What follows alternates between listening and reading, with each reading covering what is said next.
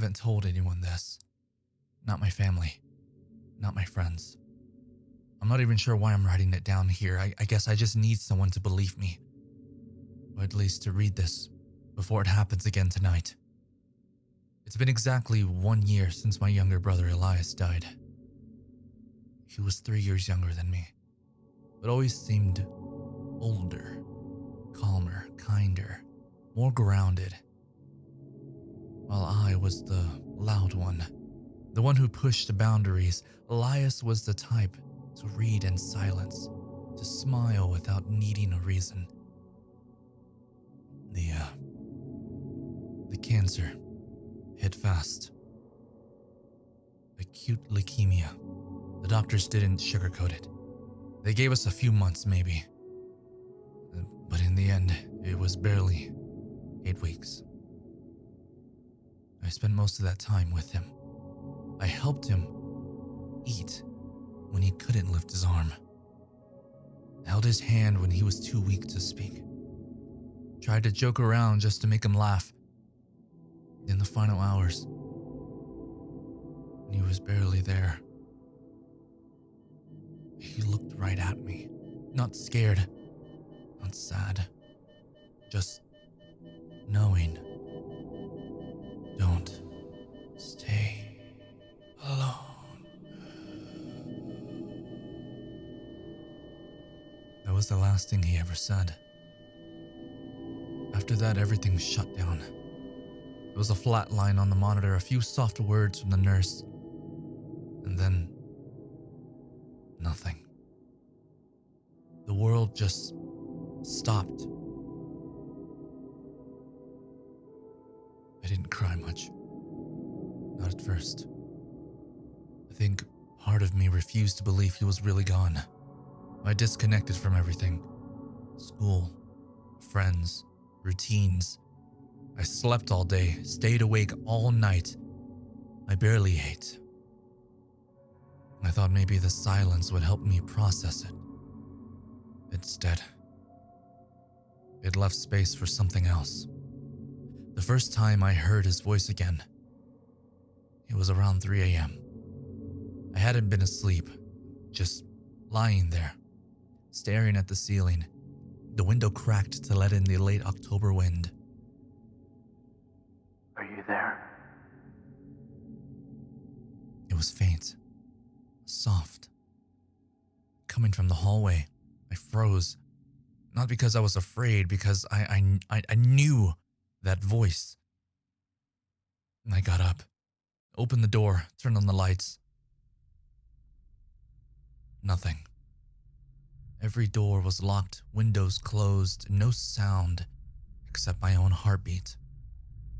The next night, it happened again. Same time, same voice. Are you there? I told myself it was a trick of memory, auditory hallucinations, lack of sleep. That made sense, right? But the voice kept coming back every night at 3 a.m. sharp. And then the footsteps started.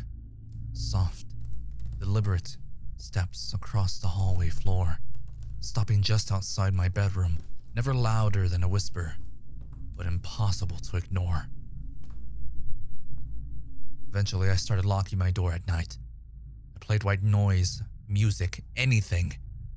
Sometimes I fall asleep with a podcast playing just to drown it out. But nothing worked. The sound always cut through, always him. And then came the knocking. 3 soft taps. And then his voice, closer now. Please, open the door. It never sounded threatening. Not angry or vengeful, just pleading, almost sad. I told myself I wouldn't give in. I wasn't going to open the door. I wasn't going to play into whatever this was. Grief, trauma, madness. But it didn't stop. In fact, it got worse. I I started finding things around the apartment. Objects I'd seen in years, stuff I knew was in a box in the attic, sealed and forgotten. A small, worn-out toy dinosaur on the windsill. His favorite. The one he carried everywhere as a kid. A half-drunk Capri Sun on the kitchen table, wild cherry, the exact flavor he used to beg Mom to buy. Each day, something new. Each night, his voice. Like the past was leaking into the present, or something was trying to lure me back. Last night I found his old diary on my desk. It had gone with him to the hospital. I packed it in his bag. He never wrote much in it, but it was something that brought him comfort. It never came back with us. I am absolutely certain of that. And yet, there it was. Dusty, locked, familiar. I opened it. Only one sentence has been added, written into a shaky but unmistakable hand on the last page. I found a place for you.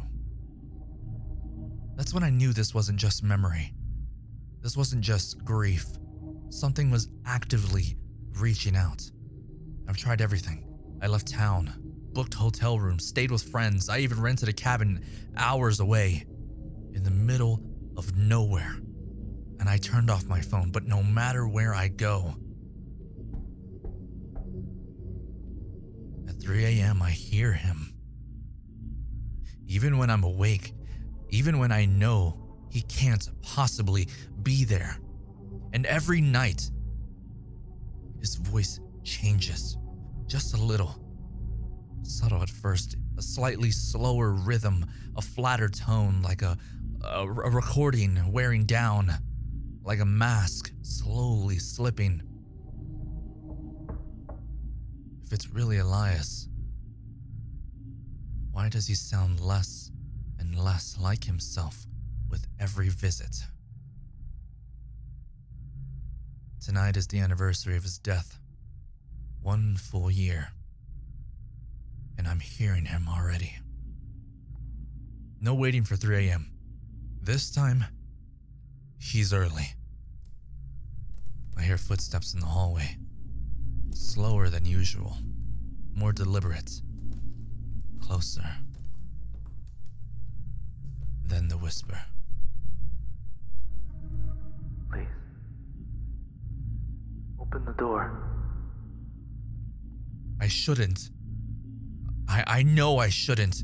Every part of me screams not to. But something inside of me is whispering that tonight is different. That if I open it now, it might finally end. That maybe I'll see him just one more time. That maybe it won't stop unless I do. I'm standing up now. I'm walking to the door. My hand is on the lock.